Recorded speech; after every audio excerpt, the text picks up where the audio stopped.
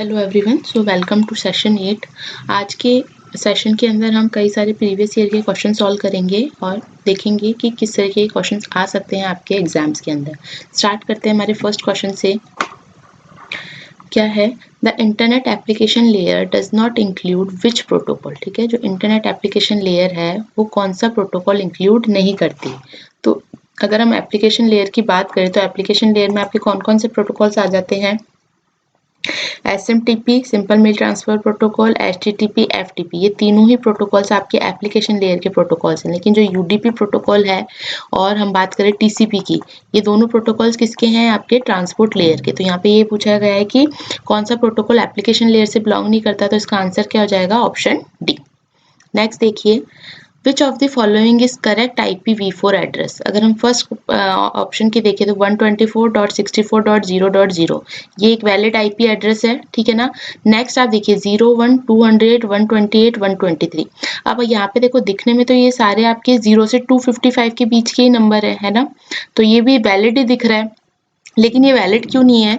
यहाँ पे जो 1 के आगे 0 लगा रखा है ना, इसका मतलब क्या होता है कि this number is a octal number, ठीक है। या फिर अगर ये ऐसे लिखा होता है X1, that means this number is a hexadecimal number. तो आप ऑक्टल नंबर और डेसिमल नंबर को कंबाइन करके नहीं एक IP एड्रेस बना सकते ना, तो ये क्या है? आपका इनवैलिड है, ठीक है। इसी तरीके से आप ये देखिए 300 तो आपकी रेंज से बाहर है, तो ये भी हो जाएगा इनवैलिड। और इसके अंदर क्या दिक्कत है? आप बाइनरी और डेसिमल को कंबाइन करके एक IP एड्रेस बनाना चाह रहे हो, जो कि क्या है? इनवैलिड है। तो वैलिड IP एड्रेस कौन सा हो जाएगा? First one. नेक्स्ट देखिए, which of the following is false with respect to TCP। तो अभी मैंने आपको बताया TCP प्रोटोकॉल हमारा ट्रांसपोर्ट लेयर का प्रोटोकॉल होता है। और ये कैसा प्रोटोकॉल होता है? ये प्रोटोकॉल कनेक्शन ओरिएंटेड प्रोटोकॉल होता है, फुल डुप्लेक्स प्रोटोकॉल होता है, बाइट ओरिएंटेड प्रोटोकॉल होता है। मेन चीज क्या है? TCP क्योंकि कनेक्शन ओरिएंटेड प्रोटोकॉल होता है, इसलिए क्या प्रोवाइड कराता है? आपको रिलायबिलिटी प्रोवाइड कराता है और ये इंश्योर करता है जो भी आपके पैकेट्स हैं वो एक ऑर्डर के अंदर आपको यहाँ पे रिसीव हो रहे हैं। तो अगर हम यहाँ देखें तो देखो, कनेक्शन ओरिएंटेड प्रोटोकॉल होता है, हमें फॉल्स फाइंड आउट करना है ना। प्रोसेस टू प्रोसेस तो मैंने आपको बताया था, ट्रांसपोर्ट लेयर क्या होता है? प्रोसेस टू प्रोसेस कम्युनिकेशन या end to end communication provide कराता है। फुल डुप्लेक्स होता है TCP, लेकिन देखो अनरिलायबल नहीं होता। आप UDP के लिए बोल सकते हो वो अनरिलायबल होता है क्योंकि वो कनेक्शन लेस प्रोटोकॉल होता है, बट क्योंकि TCP एक कनेक्शन ओरिएंटेड प्रोटोकॉल है जिसके अंदर 3-वे हैंडशेकिंग के थ्रू कनेक्शन स्टैब्लिश किया जाता है और उसके बाद आपका डेटा ट्रांसफर किया जाता है, इसलिए ये क्या होता है? आपका रिलायबल प्रोटोकॉल होता है, ठीक है। तो क्या फॉल्स हो गया कि अनरिलायबल है ना, TCP is not unreliable. Okay, तो answer is option D. Next देखिए, in tunnel mode IPsec protect. तो IPsec जो है वो आपका क्या प्रोटेक्ट करता है? एंटायर पैकेट को। टनल मोड के अंदर क्या करता है? एंटायर पैकेट को ये क्या करता है? प्रोटेक्ट करता है। तो इसका आंसर हो जाएगा ऑप्शन ए। नेक्स्ट देखिए, fill in the blanks है, protocol provides for logical communication between application processes. ठीक है, कौन सा प्रोटोकॉल, कौन सी लेयर का प्रोटोकॉल आपको लॉजिकल कम्युनिकेशन जो है वो प्रोवाइड करता है बिटवीन द प्रोसेसेस। ठीक है, यानी कि यहाँ पे अगर एक सेंडर है या फिर होस्ट मान लीजिए और एक होस्ट यहाँ पे है, इन होस्ट के बीच में जो पर्टिकुलर प्रोसेसेस चल रही है उनके बीच में जो कम्युनिकेशन है, ठीक है, उसको सेटअप करने के लिए, उसको प्रोवाइड करने के लिए कौन सी लेयर यूज होती है आपकी? कौन सी लेयर के प्रोटोकॉल्स यूज होते हैं? आपके ट्रांसपोर्ट लेयर के, क्योंकि ट्रांसपोर्ट लेयर ये जो है वो आपको एंड टू एंड कम्युनिकेशन या फिर बोला जाए process to process communication provide करती है। नेक्स्ट देखिए, mode of data transfer in FTP, ठीक है, where all these is left to TCP। ठीक है, तो कौन सा मोड होता है डेटा ट्रांसफर का? FTP के अंदर जो मोड होता है वो होता है आपका स्ट्रीम मोड। ठीक है, नेक्स्ट देखिए, नेटवर्क लेयर फायरवॉल हैज 2 सब कैटेगरीज। तो जो नेटवर्क लेयर फायरवॉल है उसकी दो सब कैटेगरीज होती हैं और वो सब कैटेगरीज क्या होती हैं आपकी? Stateful firewall and stateless firewall. तो आंसर हो जाएगा ऑप्शन बी। नेक्स्ट देखिए, network layer firewall works as a, तो जो नेटवर्क लेयर वाली फायरवॉल होती है वो कैसे वर्क करती है? As a packet filter. तो इसका आंसर हो जाएगा ऑप्शन बी।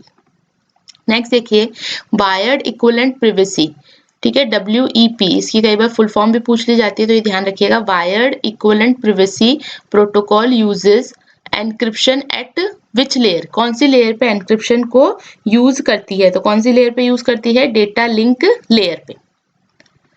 नेक्स्ट देखिए, what are the different ways to classify an intrusion detection system. तो आप इंट्रूजन डिटेक्शन सिस्टम जो है उसको बेसिकली किस में क्लासीफाई कर सकते हो? 2 तरीके से क्लासीफाई कर सकते हो, host based and network based. तो आंसर हो जाएगा ऑप्शन बी। नेक्स्ट देखिए, विच protocol is used by the DNS protocol. DNS protocol का जो पोर्ट नंबर है वो कौन सा है आपका 53। तो आंसर हो गया आपका ऑप्शन डी।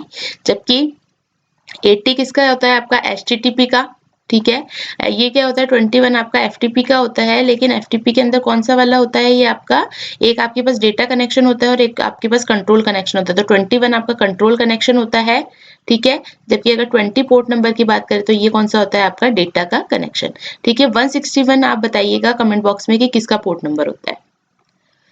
नेक्स्ट देखिए, what layer in TCP IP stack is equivalent to the transport layer of the OSI model।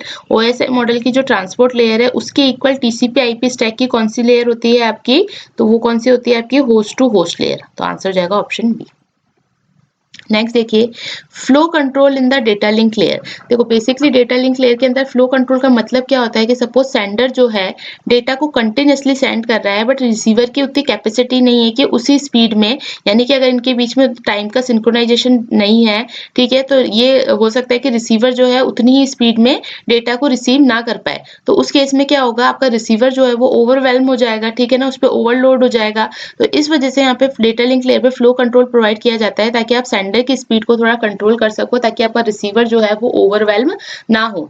तो यहाँ पे क्या करता है फ्लो कंट्रोल जो है डेटा लिंक लेयर में, क्या इंश्योर करता है that the sender does not overwhelm the receiver. तो आंसर हो जाएगा ऑप्शन सी। नेक्स्ट देखिए, the logical address in TCP IP protocol suites are called. तो देखो लॉजिकल एड्रेस कौन से एड्रेसेस होते हैं आपके, आईपी एड्रेसेस होते हैं, पोर्ट एड्रेस आपके ट्रांसपोर्ट लेयर पे यूज होते हैं, और एक आपके होते हैं फिजिकल एड्रेस जो कौन से होते हैं आपके मैक एड्रेस, जो कहाँ पे यूज होते हैं आपके डेटा लिंक लेयर पे। नेक्स्ट देखिए, in a network if P is the only packet being transmitted and there was no earlier transmission, ठीक है ना। P जो है सिर्फ एक ही पैकेट है जिसको ट्रांसमिट करना है और इससे पहले कोई भी ट्रांसमिशन नहीं हुआ है, ठीक है। तो कौन सा डिले है जो है वो आपका 0 हो सकता है। अगर पहले कोई भी ट्रांसमिशन नहीं हुआ है, इसका मतलब आपकी क्यू क्या होगी, एम्प्टी होगी। एम्प्टी होगी यानी कि इस पी को वेट नहीं करना पड़ेगा। तो जो आपका क्यूइंग डिले है इसको क्यू में डालने की जरूरत नहीं पड़ेगी, क्योंकि सिर्फ एक पी ही पैकेट है जिसको हमें ट्रांसमिट करना है और इससे पहले कोई भी ट्रांसमिशन नहीं हुआ है। तो यहाँ पे जो क्यूइंग डिले है यहाँ पे वो क्या हो जाएगा 0। तो यहाँ पे आंसर क्या हो जाएगा ऑप्शन बी। नेक्स्ट देखिए, which of the following is a comparison operator in structured query language. देखो कंपैरिजन ऑपरेटर कौन सा होगा आपका B, greater than equal to. Okay, next देखिए, which of the following is not a structured query language data type. इनमें से कौन सा structure query language data type नहीं है। तो यहाँ पे आप देखेंगे तो जो इंटरवल है, रियल है और टाइम स्टैम्प है, ये तीनों तो क्या है आपके डेटा टाइप है एसक्यूएल के, लेकिन जो बेस है वो आपका एसक्यूएल का डेटा टाइप नहीं है। तो इसका आंसर हो जाएगा ऑप्शन बी। नेक्स्ट देखिए, which netware protocol works on layer 3 network layer of the OSI model. तो कौन सा नेटवेयर प्रोटोकॉल है जो कि लेयर 3 जो है नेटवर्क लेयर की ओएसआई मॉडल की उस पे वर्क करता है। तो कौन सा है ये आपका IPX। नेक्स्ट देखिए, HDLC। HDLC is an acronym for, HDLC होता है आपका high level data link control, ठीक है। तो आंसर हो जाएगा ऑप्शन बी। नेक्स्ट देखिए, which of the following method can be use to add more tables in a database. अगर आपको डेटाबेस के अंदर और ज्यादा टेबल्स ऐड करनी है तो आप क्या यूज कर सकते हो, आप व्यू डिजाइन कर सकते हो, टेबल विजिट बना सकते हो, बाय डेटा को एंटर करके थ्रू भी बना सकते हो। तो इसका आंसर हो जाएगा ऑप्शन डी। नेक्स्ट देखिए, total number of IP address classes. तो अगर हम क्लासफुल एड्रेसेस की बात करें तो उसके अंदर हमारे पास टोटल क्लासेस कितनी होती हैं, class A, B, C, D and E, ठीक है। ये हमारे पास 5 क्लासेस होती है। तो आंसर क्या हो जाएगा ऑप्शन ए। नेक्स्ट देखिए, the principal means of identifying entities within an entity set. तो आप किसके थ्रू किसी भी एंटिटी सेट के अंदर किसी भी एंटिटी को आइडेंटिफाई यूनिकली आइडेंटिफाई करना है तो हम क्या यूज करते हैं, हम यूज करते हैं प्राइमरी की का। नेक्स्ट देखिए, the command to create a new database file based on 2 open database file list, ठीक है ना। यानी कि हमें कौन सी कमांड हम यूज करेंगे अगर हमें एक न्यू डेटाबेस फाइल बनानी है और किसके बेसिस पे बनानी है, 2 ओपन डेटाबेस फाइल के बेसिस पे बनानी है। तो हम कौन सी कमांड यूज कर सकते हैं, तो अगर हमें दो डेटाबेस फाइल को कंबाइन करके एक न्यू डेटाबेस फाइल बनानी है तो उसके लिए हमें कौन से ऑपरेशन परफॉर्म करने पड़ेंगे, जॉइन ऑपरेशन। तो आंसर हो जाएगा ऑप्शन सी। नेक्स्ट देखिए, the command use to add a new field to an active database file, ठीक है। कौन सी कमांड है जो कि यूज होती है आपकी एक न्यू फील्ड ऐड करने के लिए किसी भी एक्टिव डेटाबेस के अंदर, तो उसके लिए यूज होती है आपकी मॉडिफाई स्ट्रक्चर। तो आंसर हो जाएगा ऑप्शन सी। नेक्स्ट देखिए, which of the following is not a type of database. कौन सा है इनमें से जो कि डेटाबेस का टाइप नहीं है। तो देखो, नेटवर्क एक डेटाबेस होता है, हिरार्किकल होता है, रिलेशनल होता है जो कि हम आरडीबीएमएस पढ़ते हैं, लेकिन ट्रांजिशन जो है कोई डेटाबेस नहीं है। तो इसका आंसर क्या हो जाएगा, ऑप्शन डी। नेक्स्ट देखिए, for some relations changing the data can have undesirable sequences. यानी कोई रिलेशन है, अगर उसके अंदर आप कुछ डेटा को चेंज कर रहे हो, चेंज कैसे हो सकता है, या तो डेटा में आप नया डेटा को इंसर्ट कर रहे हो, कई डेटा को आप मॉडिफाई कर रहे हो या अपडेट कर रहे हो, या फिर डेटा को आप क्या कर रहे हो, डिलीट कर रहे हो, और उसकी वजह से क्या हो रहा है, अनडिजायरेबल कॉन्सिक्वेंसेस हो रहे हैं। तो उसको क्या कहा जाता है, मॉडिफिकेशन एनोमलीज। और इसको दूर करने के लिए क्या यूज किया जाता है, नॉर्मल फॉर्म्स। जबकि रेफरेंशियल इंटीग्रिटी कंस्ट्रेंट का मतलब क्या होता है, जब दो टेबल्स की लिंकिंग की बात होती है तो उसके लिए हमें फॉरेन की चाहिए होती है। तो अगर हम जहां फॉरेन की यूज करते हैं वहां पे हमें रेफरेंशियल इंटीग्रिटी कंस्ट्रेंट्स को इम्पोज करना होता है। जबकि ट्रांजिटिव डिपेंडेंसीज क्या होती हैं, जब आपके कोई क्या नॉन जो आपके प्राइम एट्रीब्यूट्स हैं, ठीक है ना, वो आपके प्राइम एट्रीब्यूट से सपोज ड्राइव हो रहे हैं, ठीक है, तो उस केस में क्या आ जाती है आपकी ट्रांजिटिव डिपेंडेंसीज। और ये 3NF में हम क्या करते हैं, इन ट्रांजिटिव डिपेंडेंसीज को रिमूव कर देते हैं। ठीक है, यानी कि अगर इस तरीके से है आपके कि प्राइम एट्रीब्यूट से अगर आप कोई प्राइम एट्रीब्यूट ही डिटरमाइन कर रहे हो, ठीक है, तो ये किस तरीके की डिपेंडेंसी हो जाती है, आपकी ट्रांजिटिव डिपेंडेंसी हो जाती है। नेक्स्ट क्वेश्चन देखिए, which is not a valid characteristics of risk processor. ठीक है, मुझे रिस्क की फुल फॉर्म आप बताइएगा क्या होती है कमेंट बॉक्स में। ठीक है, तो इनमें से कौन सी वैलिड कैरेक्टरिस्टिक्स नहीं है आपकी रिस्क प्रोसेसर की। तो देखो, memory access limited to load और स्टोर इंस्ट्रक्शन, ये तो वैलिड कैरेक्टरिस्टिक्स है। नेक्स्ट देखिए, वेरिएबल लेंथ इंस्ट्रक्शन फॉर्मेट, ये वैलिड कैरेक्टरिस्टिक नहीं है। Single cycle instruction execution, hard wired rather than micro program, ये भी आपकी वैलिड है। तो क्या आंसर हो जाएगा इसका, ऑप्शन बी। नेक्स्ट देखिए, which is not a valid register of a DMA controller. तो डीएमए कंट्रोलर का जो वैलिड रजिस्टर है वो कौन सा नहीं है इनमें से, program counter, word count register, control register, address register. तो इन चारों में से कौन सा नहीं है आपका, प्रोग्राम काउंटर। नेक्स्ट देखिए, which of the following is the fault based technique. Fault based technique कौन सी है इनमें से। तो देखो, unit testing, beta, stress and mutation. तो जो आपकी फॉल्ट बेस्ड टेक्निक है ना, वो तो होती है आपकी इनमें से कौन सी फॉल्ट बेस्ड टेक्निक है, ये पूछा गया है। तो फॉल्ट बेस्ड टेक्निक कौन सी होती है आपकी, म्यूटेशन टेस्टिंग होती है। ठीक है, इसके अलावा यूनिट टेस्टिंग जो होती है डेवलपर के थ्रू की जाती है, जब वो कोड को डेवलप करते हैं तो उसके ऊपर यूनिट टेस्टिंग अप्लाई करते हैं। बीटा टेस्टिंग जो होती है आपकी एक तरीके की यूजर एक्सेप्टेंस टेस्टिंग होती है, जो कि यूजर को सेलेक्टेड यूजर्स के साथ एनवायरनमेंट में रह के की जाती है। और स्ट्रेस टेस्टिंग का मतलब होता है कि कितना लोड जो है आपका जो भी एप्लीकेशन है वो बियर कर सकती है, वो होती है आपकी स्ट्रेस टेस्टिंग।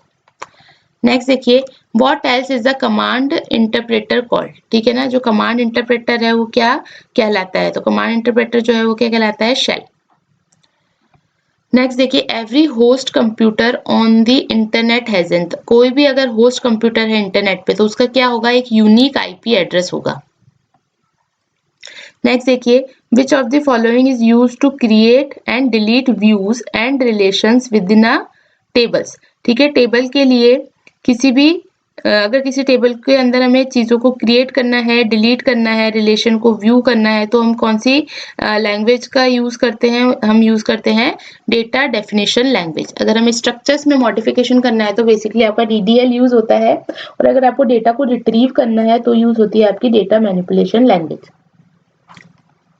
नेक्स्ट देखियो, एक case SQL statement is which of the following. तो जो केस एसक्यूएल स्टेटमेंट है ना, वो कौन सी है इनमें से, बी वाली। ठीक है ना, option B, a way to establish an if then else in SQL. तो आंसर हो जाएगा ऑप्शन बी। नेक्स्ट देखो, फिल इन द ब्लैंक्स है, is one of the older and slowest method an intruder might use to scan a network to determine which of a range of IP address map to live host. तो कौन सी है आपकी सबसे older और slowest method है आपका, ping sweep. Next देखिए, in what kind of storage we can easily insert, delete, concatenate and rearrange substrings. तो stack, link list, dedicated list, queue and array. देखो, स्टैक और क्यू के अंदर तो एक पर्टिकुलर प्रिंसिपल होता है, उसी को फॉलो करता है। तो ऐसा नहीं कि आप मिडिल में से कहीं से डिलीट कर रहे हो या इंसर्ट कर रहे हो। एरे के अंदर भी आप इंसर्ट डिलीट कर सकते हो किसी भी पोजिशन पे, बट दिक्कत क्या आती है, यहाँ पे आपको अपडेशन यानी कि शिफ्टिंग बहुत ज्यादा करनी होती है, तो ईजी वे में नहीं हो पाता।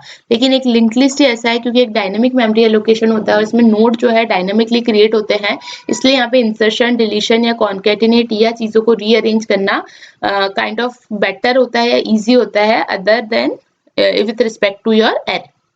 आंसर हो जाएगा ऑप्शन बी। नेक्स्ट देखिए, which of the following is or are not the part of a database, इनमें से कौन सा डेटाबेस का पार्ट नहीं है। तो देखो, रिलेशनशिप बिटवीन द टेबल्स, ये तो डेटाबेस का पार्ट है। प्रेजेंटेशन लेयर डिटेल्स, ठीक है, टेबल्स भी पार्ट है। व्यू क्रिएटेड फ्रॉम टेबल्स, ये भी पार्ट है, व्यूज क्रिएट करते हैं हम। लेकिन बी जो है प्रेजेंटेशन लेयर डिटेल्स, ये आपका डेटाबेस का पार्ट नहीं है, ये बेसिकली आपका नेटवर्किंग का पार्ट है। नेक्स्ट देखिए, which application software is use to organize, analyze and store the data in tabular form. तो टेबुलर फॉर्म के लिए कौन सा एप्लीकेशन सॉफ्टवेयर होता है आपका, यूज होता है स्प्रेडशीट सॉफ्टवेयर। नेक्स्ट देखिए, what happens when you delete a column in a table. अगर हम कोई कॉलम को डिलीट करते हैं टेबल में से, तो क्या होता है, जो कॉलम है और उसके जो कंटेंट्स है वो सारे कंप्लीटली रिमूव हो जाते हैं टेबल में से। तो आंसर जाएगा ऑप्शन सी। नेक्स्ट देखिए, which of the following is not a type of OSPF packet. OSPF packet का कौन सा इसमें से टाइप नहीं है। तो इनमें से कौन सा नहीं है आपका, option C, link state response. Next देखिए, the number of clock cycles per second is. तो जो नंबर ऑफ क्लॉक साइकिल्स होती है पर सेकेंड, उसको कैसे रेफर कर सकते हो आप, as a clock speed. Next देखिए, which one of the following can not be scheduled by the kernel. तो इनमें से कौन सा है जो कि कर्नल के थ्रू शेड्यूल नहीं हो सकता। तो इनमें से कौन सी चीज है जो कर्नल के थ्रू शेड्यूल नहीं हो सकती, यूजर लेवल थ्रेड। नेक्स्ट देखिए, शेड्यूलिंग इज डन। शेड्यूलिंग क्यों की जाती है, ताकि हम सीपीयू का जो यूटिलाइजेशन है उसको इंक्रीज कर सके। तो आंसर क्या हो जाएगा, ऑप्शन ए। नेक्स्ट देखिए, an SJF shortest job first algorithm is simply a priority algorithm where the priority. तो देखो, शॉर्टेस्ट जॉब फर्स्ट में हम क्या देखते हैं, जिस भी प्रोसेस का बर्स्ट टाइम सबसे छोटा होता है उसको हम सबसे पहले एग्जीक्यूट करते हैं, उसको सबसे पहले शेड्यूल करते हैं। तो बेसिकली SJF को आप प्रायोरिटी एल्गोरिथम कह सकते हो, जहाँ पे प्रायोरिटी को आप कैसे रेफर करोगे कि आपका जो भी बर्स्ट टाइम है ना, बेसिकली कि कौन सा प्रेडिक्टेड नेक्स्ट सीपीयू बर्स्ट है, ठीक है, उसके बेसिस पे आप इसको प्रेडिक्ट करोगे, वो इसकी प्रायोरिटी होगी। यानी कि अगर ज्यादा सीपीयू बर्स्ट टाइम होगा तो उसकी प्रायोरिटी क्या होगी, प्रोसेस की कम होगी, और अगर सीपीयू का बर्स्ट टाइम कम होगा किसी भी प्रोसेस के लिए तो उसकी प्रायोरिटी ज्यादा होगी। नेक्स्ट देखिए, the system which allow only one process execution at a time, ठीक है, उसको क्या कहेंगे। तो ऐसा सिस्टम जो कि सिर्फ एट अ टाइम एक ही प्रोसेस को एग्जीक्यूट कर पा रहा है उसको हम कहेंगे uni processing system, option B. Next देखिए, what is an access modifier in Java. तो देखो, बेसिकली एक्सेस मॉडिफायर कौन कौन से होते हैं आपके जावा के अंदर, 4 तरीके के होते हैं, public, private, protected and default. और इन एक्सेस मॉडिफायर्स को हम क्यों यूज करते हैं, क्योंकि इन कीवर्ड से स्पेसिफाई होता है कि जो क्लास है उसका एक्सेस लेवल क्या है, क्लास का, मेथड का, या उसके अंदर जो वेरिएबल डिफाइन है। अगर उसमें पब्लिक, प्राइवेट, प्रोटेक्टेड, डिफॉल्ट में से कोई एक्सेस मॉडिफायर लगा है तो वो डिफाइन करता है कि किस तरीके का उनका एक्सेस लेवल है। ओके, नेक्स्ट देखिए, which access modifier restricts access to the same package and sub class. यानी कि सेम पैकेज में आप एक्सेस कर सकते हो क्लास को, या फिर उस क्लास को अगर किसी ने इनहेरिट किया है तो उन सब क्लासेस में उनको एक्सेस किया जाता है। तो कौन सा एक्सेस मॉडिफायर होता है आपका, प्रोटेक्टेड, ठीक है। नेक्स्ट देखिए, which access modifier is most restrictive. तो मोस्ट रेस्ट्रिक्टिव एक्सेस स्पेसिफायर है आपका प्राइवेट। अगर आप देखिए तो इसमें सबसे मोस्ट रेस्ट्रिक्टिव होता है आपका प्राइवेट, उसके बाद आता है आपका डिफॉल्ट। डिफॉल्ट क्या करता है, सिर्फ सेम पैकेज के अंदर ही अलाउ करता है आपको एक्सेस करने के लिए, ठीक है। प्राइवेट सिर्फ विद इन अ क्लास करता है। उसके बाद प्रोटेक्टेड होता है जो कि सेम पैकेज में और सब क्लासेस एंड अनदर पैकेज में भी आपको अलाउ करेगा, ठीक है। पब्लिक जो है वो एनीवेयर, ठीक है। तो ये इनका आपका रेस्ट्रिक्टिवनेस का अगर आप देखें तो लेवल होता है, सबसे ज्यादा यहाँ पे, फिर से कम यहाँ, फिर से कम यहाँ, और सबसे कम पब्लिक में होता है। नेक्स्ट देखिए, which access modifier allows within the same package. तो इसका आंसर अब आप बताएंगे, अभी मैंने जस्ट बताया ही है इसका आंसर क्या है, तो ये कमेंट बॉक्स में आपको बताना है क्वेश्चन 1 का आंसर क्या है। नेक्स्ट देखिए, what happens when a class member is declared as protected in Java. इसका आंसर भी आप बताएंगे, ये भी मैंने अभी बता ही दिया है आपको। तो क्वेश्चन 1 और क्वेश्चन 2 का आंसर आप जरूर कमेंट बॉक्स में बताइएगा, जिससे मुझे पता भी चलेगा कि आपको एक्सेस स्पेसिफायर के बारे में कितनी जानकारी है। अब कुछ आउटपुट बेस देखते हैं, ठीक है। पब्लिक क्लास, एक हमको जावा का प्रोग्राम दे रखा है और हमसे आउटपुट पूछा गया है। एक पब्लिक क्लास बनाई है एक्सेस मॉडिफायर एग्जाम्पल, इसके अंदर नंबर एक वेरिएबल बनाया है जिसको प्राइवेट डिक्लेयर किया है, ठीक है। और यहाँ पे एक डिस्प्ले नंबर करके मेथड है जो कि पब्लिक में इसको एक्सेस स्पेसिफायर दिया है और यहाँ पे हम इस नंबर को डिस्प्ले करना चाह रहे हैं। अब हम क्या कर रहे हैं, public static void main string ask कर रहे हैं और यहाँ पे हम क्या कर रहे हैं, क्लास का ऑब्जेक्ट बना रहे हैं, ठीक है। और उस ऑब्जेक्ट से क्या कर रहे हैं, एग्जाम्पल नाम से ऑब्जेक्ट बनाया और एग्जाम्पल डॉट नंबर करके हम नंबर की वैल्यू रीसेट करके 20 लिख रहे हैं, ठीक है।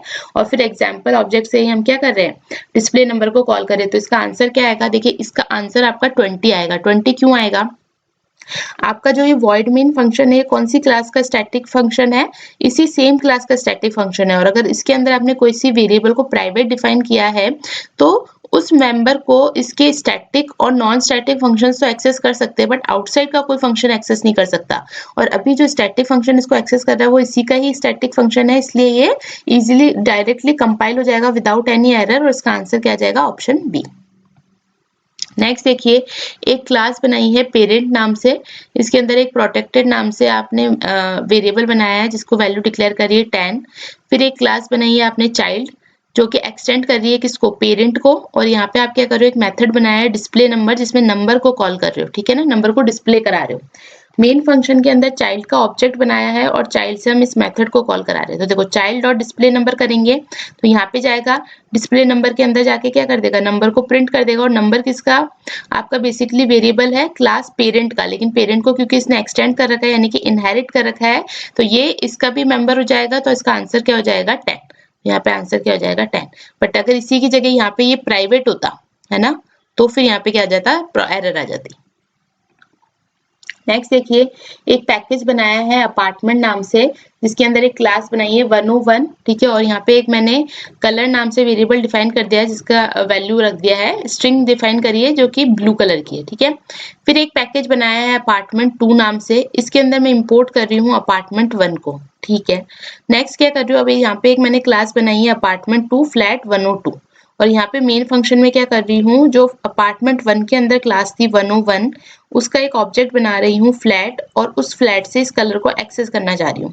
तो आंसर क्या आएगा, ब्लू, एम्प्टी, नल और एरर। तो देखो इसमें आंसर आपका आएगा एरर। क्यों, क्योंकि जो आप ये इंपोर्ट कर रहे हो ना, इंपोर्ट स्टेटमेंट में दिक्कत है। इंपोर्ट स्टेटमेंट में या तो आप यहाँ पे लिखो डॉट एस्ट्रिक अपार्टमेंट 1 के बाद, इसका मतलब क्या होगा, अपार्टमेंट 1 के अंदर जितनी भी क्लासेस हैं, जितने भी आपके इंटरफेसेस है सब आ जाएंगे, ठीक है। अगर ये नहीं लिखते हैं, आपको क्लास 101 को एक्सेस करना है तो फिर आप यहाँ पे क्या लिखो, या तो क्लास 101, बट आपने ना ये मेंशन किया है ना ये मेंशन किया है तो यहाँ पे क्या एरर आ जाएगी, कंपाइलर एरर।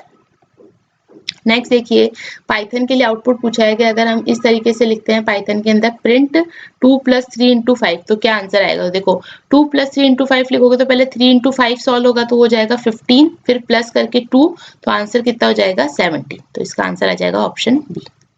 नेक्स्ट देखिए, Which of the following is the correct way to create a variable in Python? तो Python के अंदर देखो variable x = 5 no, x = 5 yes, int x = 5 no, create x and assign 5 to it no, ठीक है। तो इसका answer हो जाएगा option B.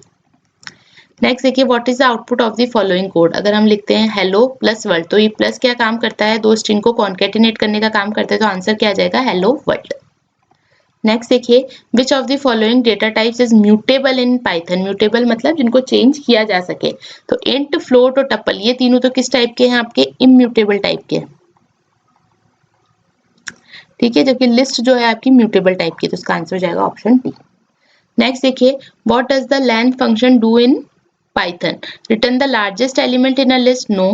Return the length of a string, correct, ठीक है। Return the square root, no, ठीक है। And return the sum of elements, no. तो इसका आंसर हो जाएगा ऑप्शन बी, ठीक है। नेक्स्ट देखिए, which of the following is a valid way to comment out multiple lines. तो अगर मल्टीपल लाइन्स आपको कमेंट आउट करनी है तो हम क्या यूज करते हैं, triple quotes and then triple quotes, ठीक है।